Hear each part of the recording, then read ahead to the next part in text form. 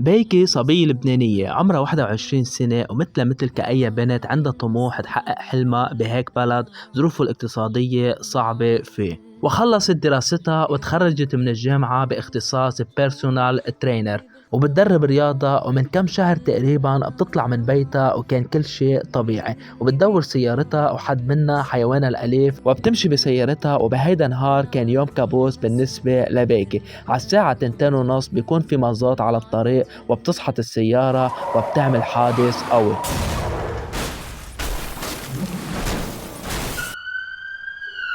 وبيوصل الصليب الأحمر وبينقلها على المستشفى، وبيطلبوا مبلغ كبير كرمال العملية. فما كان المبلغ مأمن، فمضوها على ورقة تطلع من المستشفى على مسؤوليتها، وكان ظهرها مكسور، فاضطروا ياخدوها على مستشفى حكومي بعيدة عن بيتها لتعمل العملية.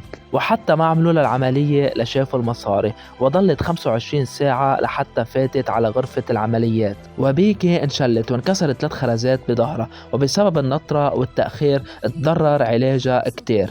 ولكن ما استسلمت وبلشت العلاج الفيزيائي، وصارت تمشي شوي شوي. واليوم بيكي عم تكفي علاجها بين المستشفى والبيت، وبتشارك متابعينا مرحلة علاج على منصة التيك توك، وتوصل رسالة لكل شخص ما يفقد الأمل بالحياة مهما كانت الظروف صعبة.